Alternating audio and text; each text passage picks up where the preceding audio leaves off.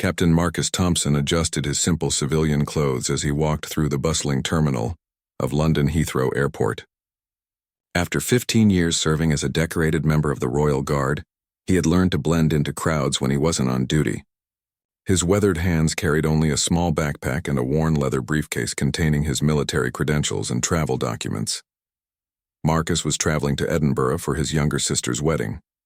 She had specifically requested that he come in civilian clothes, wanting her big day to be about family, rather than his impressive military career.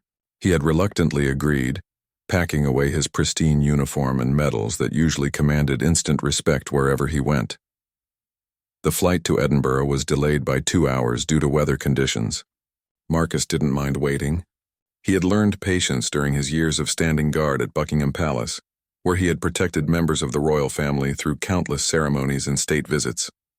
His calm demeanor and sharp eyes had earned him commendations from his superiors and genuine appreciation from the royals themselves. As he sat in the departure lounge, Marcus noticed the airline staff seemed overwhelmed and stressed. Passengers were growing increasingly frustrated with the delays, and several heated conversations were taking place at the check-in counter. He observed everything with the trained awareness that came naturally to someone who had spent years protecting others. When boarding finally began, Marcus joined the queue with his economy class ticket. He had always been modest about his financial situation, preferring to save money rather than splurge on unnecessary luxuries. The airline staff were calling passengers by zones, and Marcus waited patiently for his group to be announced. A well-dressed businessman ahead of him was arguing loudly with a flight attendant about his seat assignment.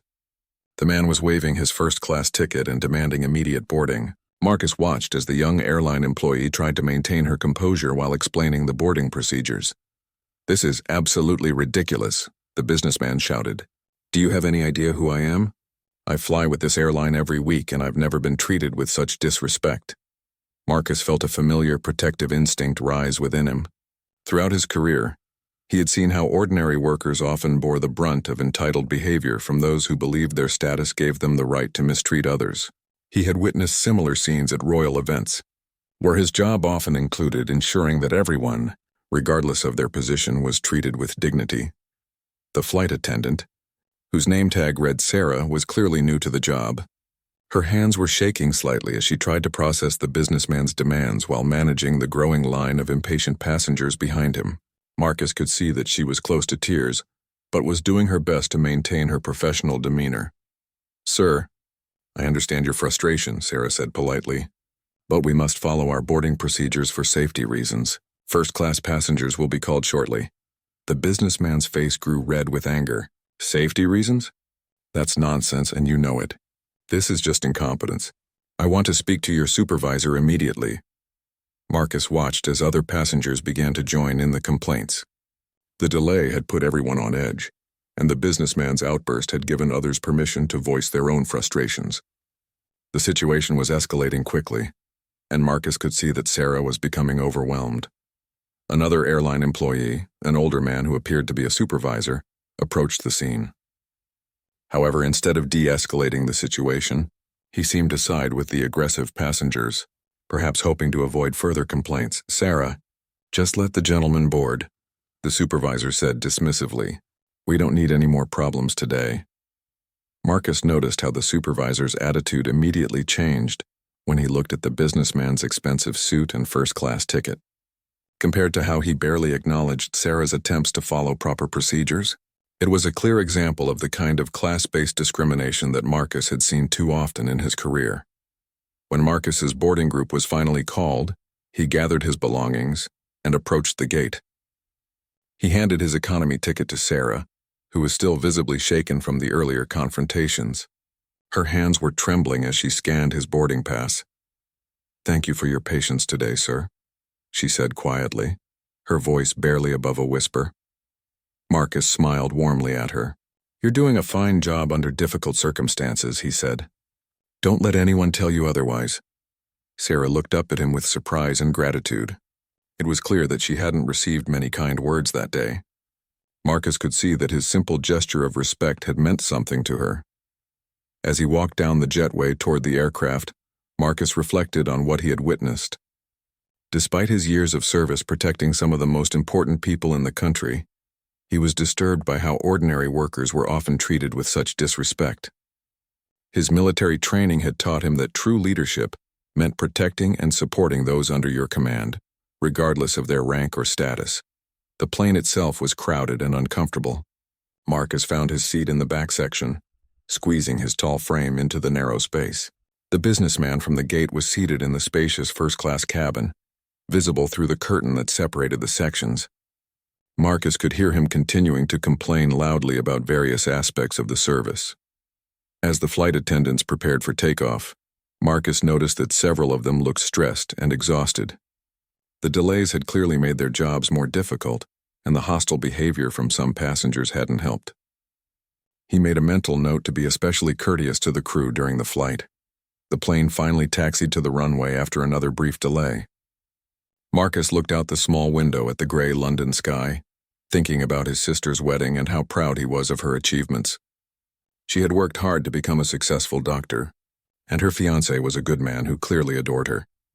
As the aircraft lifted off, Marcus had no idea that this routine flight would soon become one of the most memorable experiences of his life. The events that were about to unfold would not only change his own perspective but would also serve as a powerful reminder that respect and dignity should never depend on someone's appearance or apparent social status. The journey to Edinburgh was just beginning, and Marcus settled back in his seat, unaware that his years of faithful service were about to be recognized in the most unexpected way possible. Once the plane reached cruising altitude, the flight attendants began their service routine.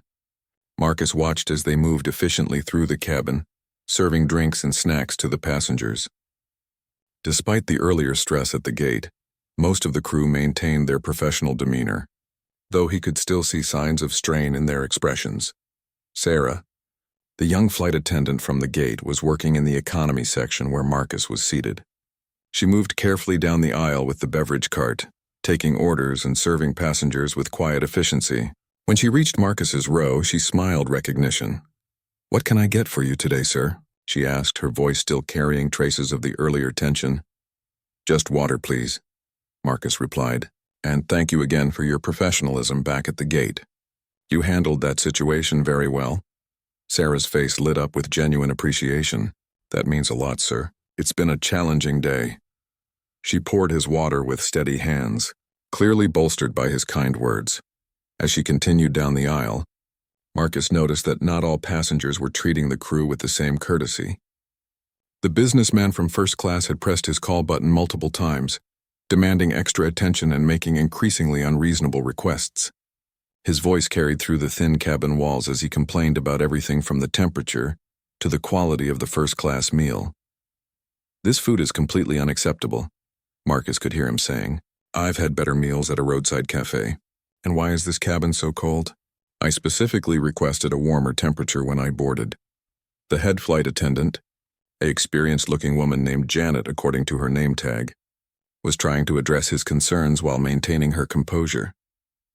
Marcus had seen similar behavior during royal events, where some guests felt entitled to make excessive demands on the staff. About an hour into the flight, turbulence began to shake the aircraft.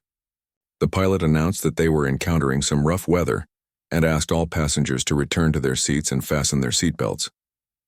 Most passengers complied immediately, understanding the safety implications. However, the businessmen in first class chose this moment to visit the lavatory, ignoring the safety announcement entirely. Marcus watched as Janet politely but firmly asked him to return to his seat. "I'll go to the bathroom when I want to go to the bathroom," the man replied arrogantly.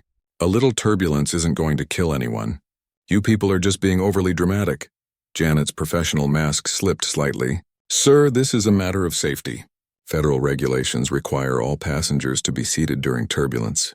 I must insist that you return to your seat immediately." The businessman's response was loud enough for most of the cabin to hear.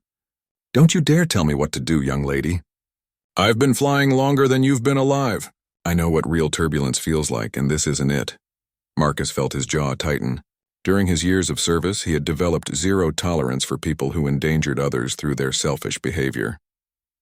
The man's dismissive attitude toward safety protocols and his condescending treatment of the flight attendant triggered every protective instinct Marcus possessed.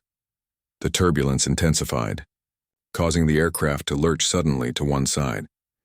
The businessman, who was still standing in the aisle, lost his balance and grabbed onto the seatbacks to steady himself. Several passengers gasped as drink cups rattled and overhead compartments creaked ominously. "Sir, please," Janet said more urgently. "For everyone's safety, including your own, you must return to your seat now." Instead of complying, the businessman became even more belligerent. "This is ridiculous. I'm reporting all of you to the airline management when we land. Your customer service is absolutely appalling. Do you have any idea how much money I spend with this airline every year?" Marcus could see that other passengers were becoming uncomfortable with the man's behavior. Parents were holding their children closer, and elderly passengers looked genuinely frightened by the combination of turbulence and the disruptive confrontation taking place in the aisle. Sarah appeared from the galley area, moving carefully due to the aircraft's movement. She was carrying a tray of items that had fallen during the turbulence. As she approached the first-class section, the businessman's erratic movements caused him to bump into her accidentally. The tray went flying, and several glasses crashed to the floor. The businessman immediately began yelling at Sarah, blaming her for the accident even though his own refusal to follow safety instructions had caused the collision. "Now look what you've done," he shouted. "You've ruined my shoes with that mess. This is exactly the kind of incompetence I was talking about. You people have no business working in customer service if you can't even walk straight." Sarah stood frozen in the aisle, surrounded by broken glass and spilled beverages. Her face was red with embarrassment and hurt. Marcus could see tears forming in her eyes as she knelt down to clean up the mess while the aircraft continued to shake from turbulence. The businessman continued his verbal assault. "I want your name and employee number. This is completely unacceptable. You're going to pay for cleaning my shoes, and I'm going to make sure your supervisor knows exactly how unprofessional you are." Marcus had seen enough. Throughout his military career, he had sworn an oath to protect those who couldn't protect themselves. While he wasn't on official duty, his sense of honor and justice couldn't allow this behavior to continue unchallenged. He unbuckled his seatbelt and stood up, moving carefully through the turbulent cabin toward the confrontation. His military training allowed him to maintain perfect balance even as the aircraft lurched unpredictably. "Excuse me," Marcus said in a calm but authoritative voice as he approached the businessman. "I think you owe this young lady an apology." The businessman turned toward Marcus with a sneer. He took in Marcus's simple clothing and economy-class seating assignment, clearly dismissing him as someone of no importance. "And who exactly are you?" the man asked with obvious contempt. "Another economy passenger who thinks he can tell his betters how to behave? Mind your own business and go back to your cheap seat." Marcus's expression remained perfectly composed, but those who knew him well would have recognized the subtle signs of controlled anger in his eyes. He had dealt with entitled individuals before, but rarely had he encountered someone so thoroughly lacking in basic human decency. "I'm someone who believes that everyone deserves to be treated with respect," Marcus replied evenly, "especially people who are simply doing their jobs under difficult circumstances." The businessman laughed mockingly. "Respect? These people work for me when I'm on this plane? I'm a first-class passenger and their service staff. I don't owe them anything except the bare minimum courtesy, and even that's negotiable when they're incompetent." Marcus felt a familiar calm settle over him, the same focused composure that had served him well during challenging situations in his military career. He was about to respond when Janet intervened, clearly hoping to prevent the situation from escalating further. Janet stepped between Marcus and the businessman, her professional training kicking in as she tried to diffuse the escalating tension. "Gentlemen, please," she said diplomatically. "We're experiencing turbulence and I need everyone to return to their seats immediately for safety reasons." The businessman ignored her completely, his attention focused entirely on Marcus. "I don't know who you think you are, buddy, but you're way out of line here. This is between me and the airline staff. Go back to your economy seat and mind your own business." Marcus remained perfectly still, his military bearing evident even in civilian clothes. "I'm making it my business when I see someone being mistreated," he said quietly. "These crew members are working hard to ensure everyone's safety and comfort. They deserve your respect, not your abuse." "Respect?" The businessman laughed harshly. "Look around you, pal. This is the real world. People like me pay for first-class service, and people like them get paid to provide it. If they can't handle a little criticism, they should find different jobs. Sarah was still kneeling on the floor, carefully picking up pieces of broken glass while trying to stay balanced as the aircraft continued to shake. Tears were streaming down her face, but she continued working diligently to clean up the mess. Several economy passengers were watching the confrontation with obvious disapproval of the businessman's behavior. Marcus glanced down at Sarah, then back at the businessman. "What's your name?" he asked calmly. The man puffed up with obvious pride. "Richard Blackwood. I'm the regional sales director for Pinnacle Industries. We spend over £2 million annually on business travel with this airline. So before you think about lecturing me about respect, you might want to consider who's actually important on this aircraft." Marcus nodded slowly, as if filing the information away for future reference. "Mr. Blackwood, I've spent my career around truly important people. Important people don't need to announce their importance by mistreating others. In fact, the most genuinely important people I know are invariably the most courteous to everyone they encounter, regardless of their job or social status." Blackwood's face grew even redder. "And what would you know about important people? You're flying economy class in clothes that look like they came from a charity shop. You're nobody special, just another working-class nobody who thinks he can lecture his betters." The insult hung in the air like a physical presence. Several passengers gasped audibly at Blackwood's crude assessment. Marcus felt the familiar surge of controlled anger that came when he witnessed genuine cruelty, but his expression remained perfectly calm. Janet tried once more to intervene. "Mr. Blackwood, please return to your seat. The turbulence is getting worse, and I'm concerned for everyone's safety." "I'll return to my seat when I'm good and ready," Blackwood snapped. "And I want this man's seat number. I'm going to report him to the airline for harassment. He had no business interfering in my conversation with your incompetent crew member." Marcus reached into his jacket pocket and pulled out his wallet. For a moment, Blackwood looked nervous, perhaps thinking Marcus might become physically aggressive. Instead, Marcus calmly extracted a simple business card and handed it to Janet. "If Mr. Blackwood would like to file a complaint, he's welcome to contact me directly," Marcus said. "My information is on that card."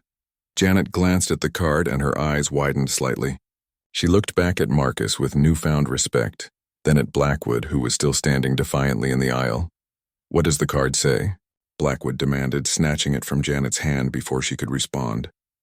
As Blackwood read the card, his expression changed from arrogant confidence to confused uncertainty.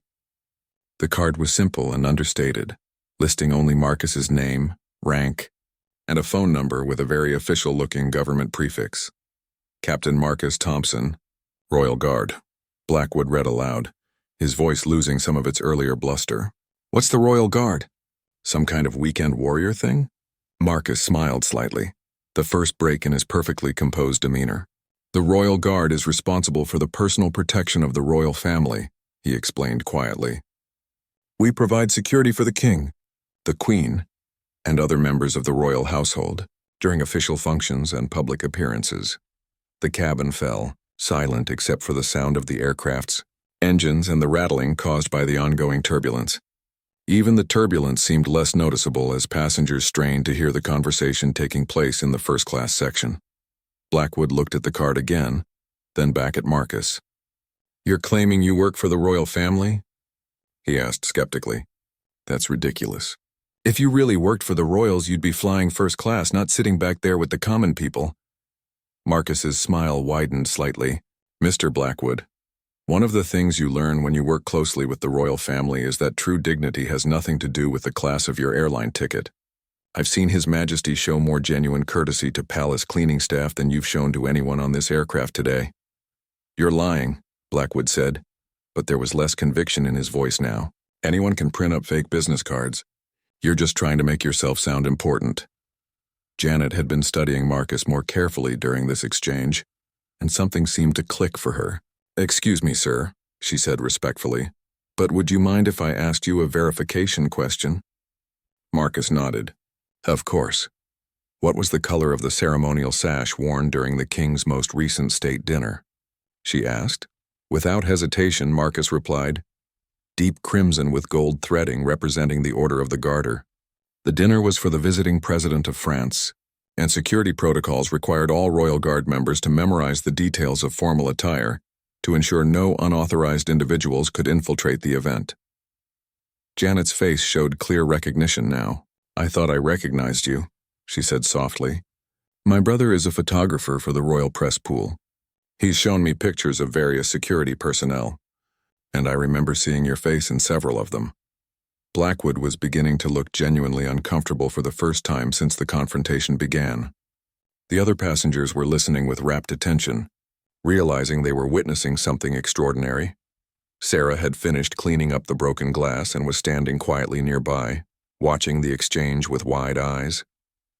The tears on her face had dried, replaced by an expression of amazement as she began to understand who had defended her. Marcus turned his attention back to Sarah. "Are you all right, miss?" he asked kindly. "That was quite a spill you had to clean up." Sarah nodded, finding her voice. "Yes, sir. Thank you for standing up for me. Nobody's ever done anything like that before." "Everyone deserves to be treated with dignity," Marcus replied simply. "Your job is to keep us safe and comfortable during this flight, and you're doing it very well under difficult circumstances." Blackwood was now looking around nervously, apparently realizing that his behavior had been witnessed by an entire cabin full of passengers, and that his victim's defender was someone with genuine credentials and connections to the highest levels of British society. The turbulence began to subside as the pilot's voice came over the intercom. "Ladies and gentlemen, we're now passing through the rough weather and conditions should smooth out considerably over the next few minutes. Thank you for your patience and please remain seated until the seatbelt sign is turned off." Blackwood stood frozen in the aisle, still holding Marcus's business card. The reality of his situation was clearly beginning to sink in. He had spent the last 30 minutes publicly humiliating airline staff in front of someone who not only had direct access to the royal family but also possessed the kind of character and integrity that had earned him one of the most prestigious positions in British service. "Mr. Blackwood," Marcus said calmly, "I believe you owe several people apologies, starting with Miss Sarah here, who was simply trying to do her job when you decided to berate her for an accident that was entirely your fault." Blackwood's face had gone pale. He looked around the cabin and saw dozens of passengers watching him expectantly. Many of them had their phones out, clearly recording the confrontation. In the age of social media, his behavior was likely to become public knowledge within hours of landing. I may have been a bit hasty in my judgment," Blackwood mumbled, not quite meeting Sarah's eyes. Marcus raised an eyebrow. "A bit hasty?" Sarah stepped forward, showing remarkable courage given what she had just endured. "Mr. Blackwood," she said quietly but firmly, "I accept that you might have been frustrated by the delays today, but that didn't give you the right to speak to me the way you did. I'm a human being and I deserve basic respect regardless of my job title." Her words carried more weight than any lecture could have. Blackwood shifted uncomfortably, finally beginning to grasp the magnitude of his behavior. Janet moved closer to the group. "Perhaps we should all return to our seats now that the turbulence has passed," she suggested diplomatically. "I'm sure everyone would appreciate the rest of the flight being more peaceful." Marcus nodded and began to return to his seat. But Blackwood called after him. "Wait," Blackwood said, his voice now lacking all of its earlier arrogance. "You said you work directly with the royal family. Is that really true?" Marcus paused and turned back. "Mr. Blackwood, for the past 15 years, I've had the honor of serving as a member of His Majesty's personal protection detail. I've stood guard during state dinners, accompanied the royal family on international trips, and been present during some of the most significant moments in recent British history. It's been the greatest privilege of my professional life. But your flying economy," Blackwood said, still struggling to reconcile Marcus's prestigious position with his modest travel arrangements. Marcus smiled. "Mr. Blackwood, my job is to serve others, not to be served. I fly economy because it's a responsible use of resources, and because I've never needed first-class accommodations to feel important. My sense of worth comes from the quality of my service to others, not from the luxury of my surroundings." The lesson was clear, and even Blackwood couldn't miss it. Several passengers nodded in approval, and Marcus could see that his words had resonated with many of them. As Marcus returned to his seat, other passengers began approaching him. An elderly gentleman from across the aisle leaned over. "Thank you for what you did back there, young man. It takes real courage to stand up to bullies, especially when you have nothing to gain from it. A mother traveling with 2 young children stopped by his row. "My kids saw what happened," she said quietly. "Thank you for showing them what real strength looks like. It's not about being loud or demanding attention. It's about protecting people who can't protect themselves." Marcus was touched by the responses but remained characteristically humble. "I just did what anyone should do in that situation," he replied. "We all have a responsibility to treat each other with kindness and respect." Sarah appeared at his seat, carrying a bottle of water and a small package of cookies. "These are from first class," she said with a shy smile. "It's not much, but I wanted to thank you properly." "That's very kind of you, but completely unnecessary," Marcus said warmly. "You handled yourself with remarkable grace under very difficult circumstances. You should be proud of your professionalism." Sarah's eyes filled with tears again, but this time they were tears of gratitude rather than humiliation. "You have no idea what this means to me," she said. "I've only been working for the airline for 3 months, and I was starting to wonder if I'd made a mistake. But meeting someone like you reminds me that there are still good people in the world." As Sarah returned to her duties, Marcus reflected on the afternoon's events. He had seen both the worst and best of human nature within the span of a few hours. Blackwood's behavior had been appalling, but the support shown by other passengers and the dignity displayed by the airline crew had restored his faith in people's fundamental goodness. The flight continued smoothly for the next hour. Blackwood remained in his first-class seat, notably subdued and making no further demands on the crew. Several times Marcus noticed him glancing back toward the economy section, as if trying to catch another glimpse of the man who had so thoroughly challenged his worldview. About 30 minutes before landing, Janet approached Marcus's seat. "Captain Thompson," she said respectfully, "I wanted to thank you for your intervention earlier. Situations like that are always difficult for us to handle, especially when passengers become abusive." "Please call me Marcus," he replied, "and you handled the situation perfectly. You maintained your professionalism even when it would have been understandable to lose your temper." Janet smiled. "I have to ask, and please forgive me if this is inappropriate, but do you really work directly with the king? I mean, are you actually in his presence on a regular basis?" Marcus nodded. "I am. His Majesty is an extraordinary man with remarkable wisdom and genuine compassion for all people. He's taught me more about leadership and service than any textbook or training manual ever could." "What's he like in person?" Janet asked, clearly fascinated. "He's exactly what you'd hope he would be," Marcus replied thoughtfully. "Intelligent, kind, deeply committed to serving the British people. But what impresses me most is how he treats everyone with the same courtesy and respect.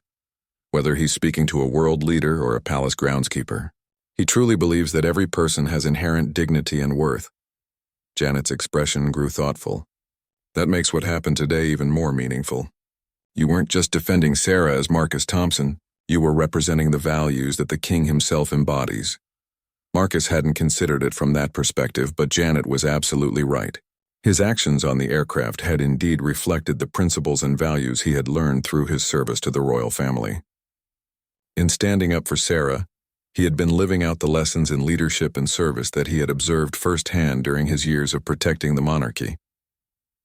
As the aircraft began its descent toward Edinburgh, Marcus could see the beautiful Scottish landscape spreading out below. Rolling green hills dotted with ancient castles and stone walls created a tapestry that never failed to move him, even after all his years of travel throughout the United Kingdom. The pilot's voice came over the intercom announcing their final approach. Marcus gathered his belongings and prepared for landing, looking forward to seeing his sister and celebrating her wedding. The afternoon's events had reminded him why he had chosen a career dedicated to service and protecting others. As the plane touched down and taxied to the gate, passengers began standing and retrieving their luggage from the overhead compartments. Marcus remained seated, following his usual practice of allowing others to exit first. He had no pressing schedule and preferred to avoid the rush. Blackwood appeared at his seat, looking uncomfortable but determined.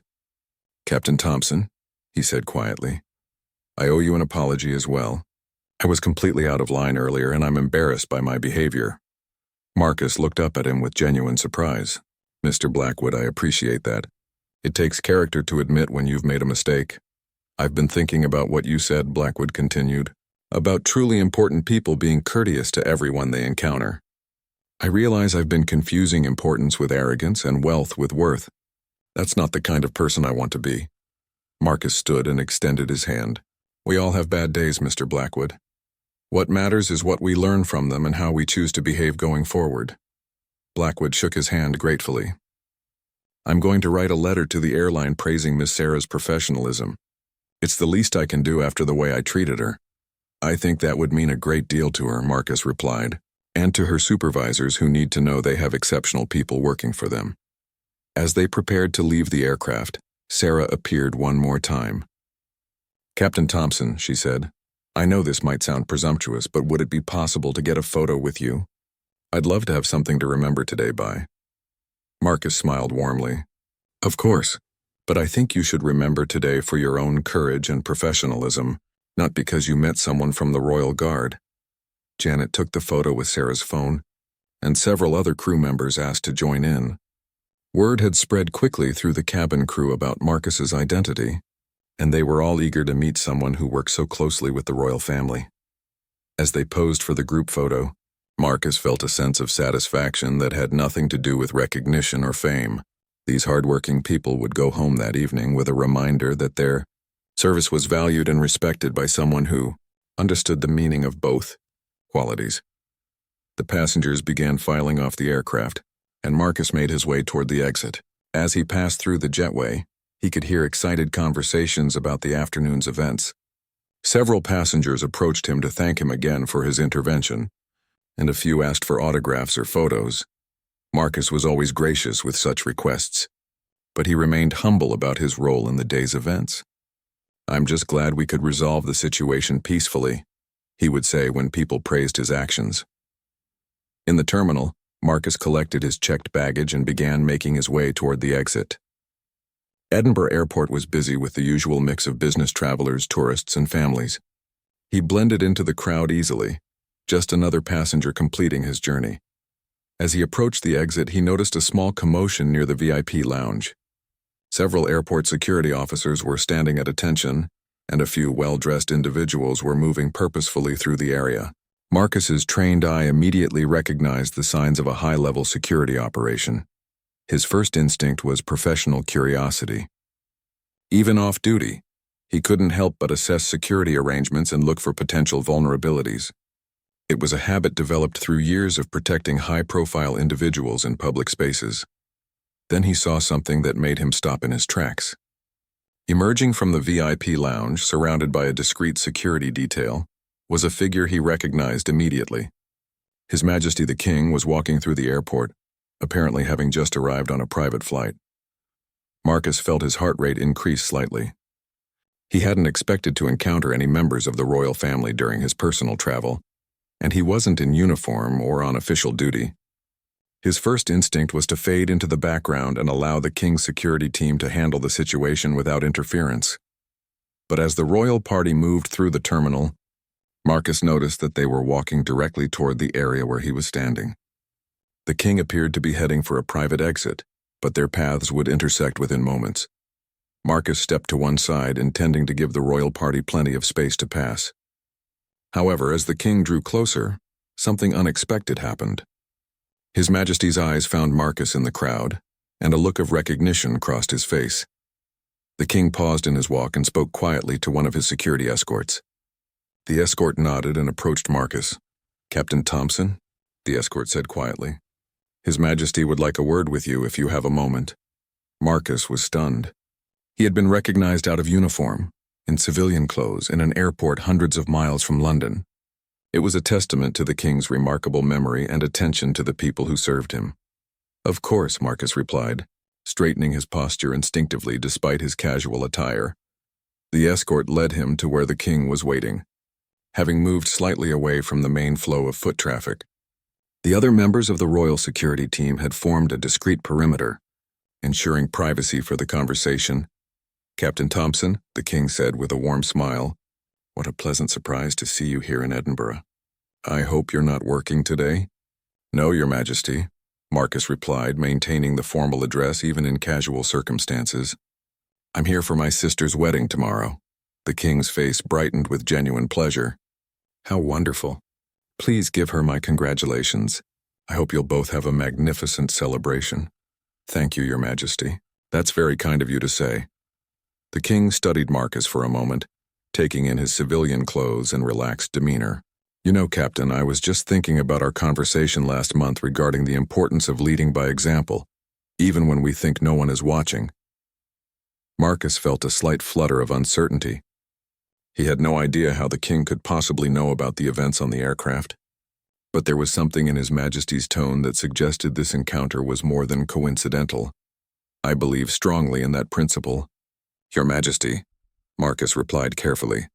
The king nodded thoughtfully. I'm sure you do. In fact, I understand you had an opportunity to demonstrate that principle earlier today. During your flight from London, Marcus's eyes widened in surprise. Your Majesty, I'm not sure I understand how you could know about that.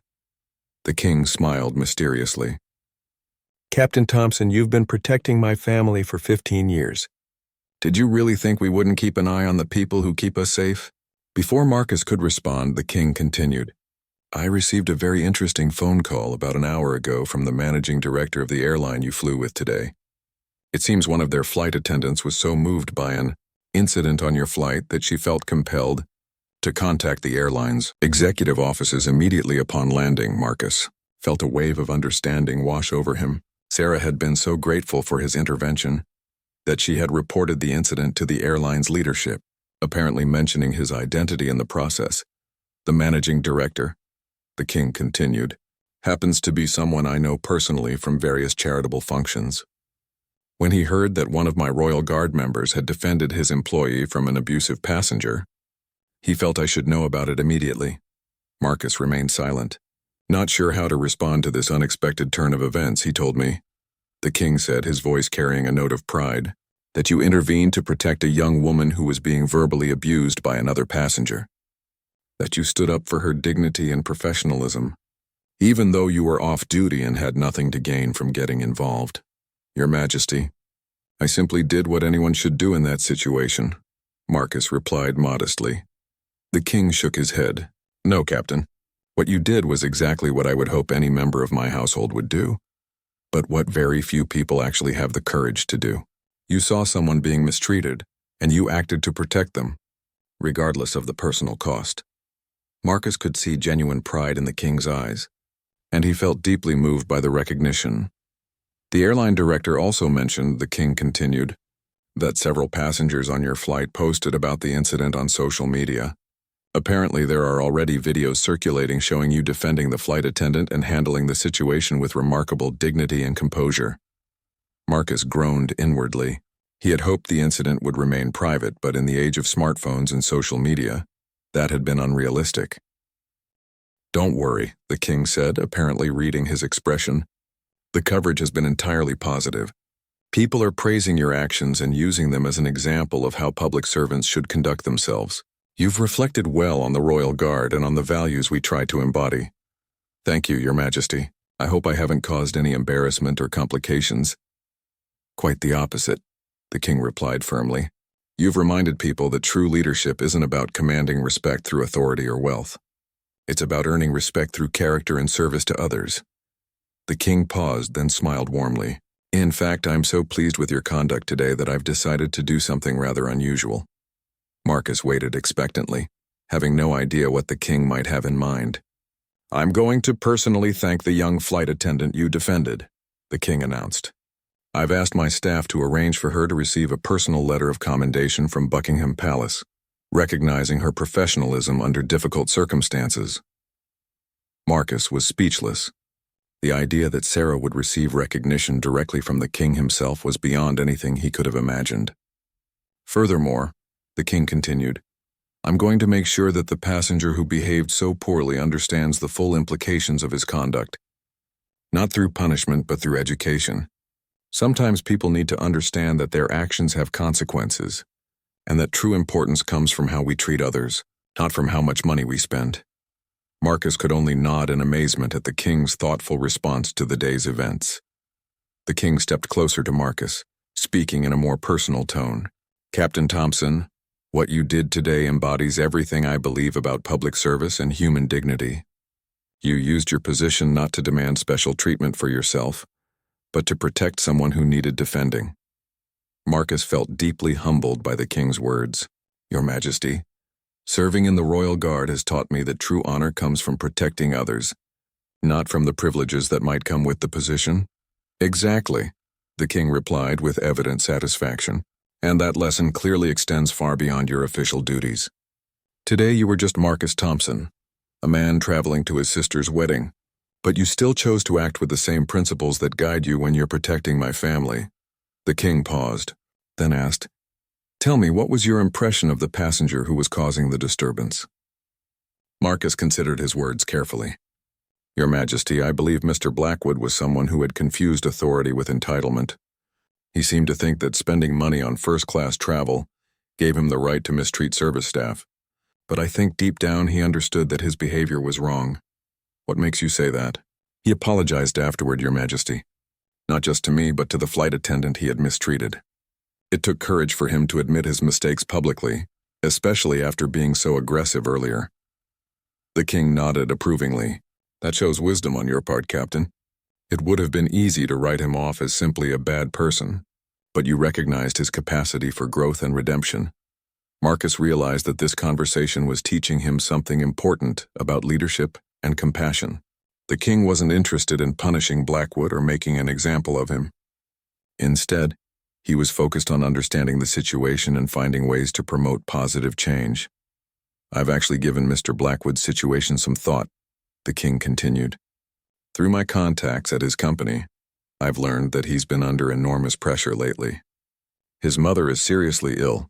He's going through a difficult divorce and he's been working 18-hour days to meet his sales targets. Marcus was surprised by this information. It didn't excuse Blackwood's behavior, but it provided context that made his actions more understandable. None of that justifies how he treated your flight attendant, the king said firmly, but it helps explain why he might have been particularly on edge today. Sometimes people's worst behavior emerges when they're dealing with personal crises they feel they can't share with anyone. What will you do about the situation, Your Majesty? The king smiled thoughtfully. I'm going to arrange for Mr. Blackwood to receive an invitation to one of our upcoming charity events. Something focused on supporting working families or service industry workers, not as punishment, but as an opportunity for him to see a different perspective on the value of service work. Marcus was continuously amazed by the king's approach to the situation. Rather than seeking retribution, he was looking for ways to educate and inspire positive change. As for Miss Sarah, the king continued, I understand she's quite young and new to her position. Yes, Your Majesty.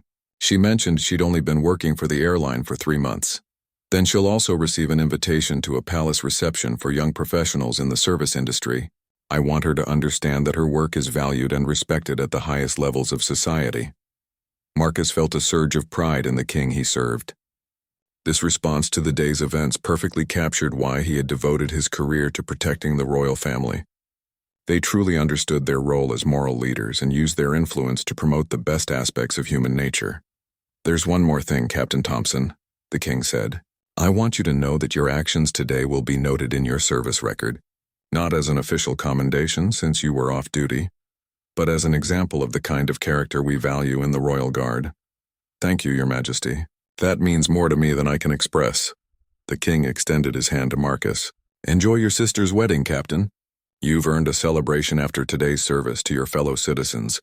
Marcus shook the king's hand, feeling deeply honored by the unexpected encounter. As the royal party prepared to continue their journey, the king turned back one more time. Oh, and Captain Thompson, when you return to duty next week, please stop by my office. I'd like to discuss some ideas I have for a new initiative, promoting respect and dignity in public service. Your experience today has given me some thoughts about how we might make a broader impact. Marcus nodded, intrigued by the possibility of being involved in a larger effort to promote the values he had tried to embody during the flight. As the king and his security detail moved away, Marcus stood in the airport terminal feeling overwhelmed by the day's events.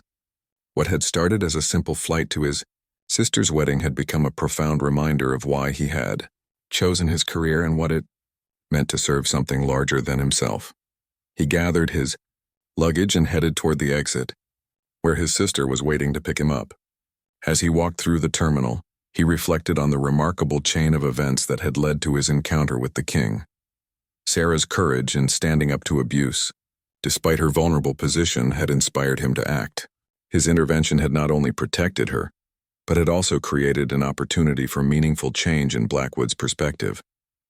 The king's response had turned a simple act of decency into a catalyst for broader initiatives promoting respect and dignity. Marcus realized that this was how real change happened in the world. Not through grand gestures or dramatic proclamations, but through individual moments when people chose to do the right thing, even when it was difficult or inconvenient. As he emerged from the airport into the crisp Scottish evening air, Marcus saw his sister Emma waiting by her car. Her face lit up when she spotted him, and she ran over to give him a huge hug. "Marcus, I'm so glad you made it safely," she said excitedly. "How was your flight?" Marcus smiled, thinking about everything that had happened since he left London that morning. "Emma," he said, "it was definitely a flight I'll never forget." As they drove through the beautiful Scottish countryside toward the hotel where the wedding would take place, Marcus told his sister about the day's extraordinary events. Emma listened with amazement and pride, marveling at how her brother's simple act of kindness had resonated all the way to the highest levels of the monarchy. "You know what this means, don't you?" Emma said as they pulled into the hotel parking lot. "What's that?" Emma grinned. "It means I'm going to have the most interesting best man speech stories at my wedding tomorrow. My brother, the hero of British Airways and personal defender of service workers everywhere." Marcus laughed, feeling lighter than he had in months. Tomorrow he would celebrate his sister's wedding, surrounded by family and friends. Next week he would return to his duties protecting the royal family, possibly with expanded responsibilities for promoting the values he held dear. But tonight, he was simply a brother who had stood up for what was right and been reminded of why integrity and compassion never go out of style. In a world that often seemed dominated by selfish behavior and casual cruelty, his encounter with both the worst and best of human nature had reinforced his faith in the power of individual action to make a real difference. The story would eventually become legendary within the Royal Guard, passed down as an example of how to conduct oneself both on and off duty. Sarah would indeed receive her letter from Buckingham Palace and would frame it in her apartment as a reminder that dignity and professionalism are always recognized by those who truly matter. And Richard Blackwood would attend his charity event, beginning a journey toward becoming the kind of person he had always had the potential to be. But for Marcus Thompson, the real reward was simply knowing that when faced with a choice between convenience and conscience, he had chosen to act with honor. It was a reminder that every day offers opportunities to make the world a little bit better, one interaction at a time.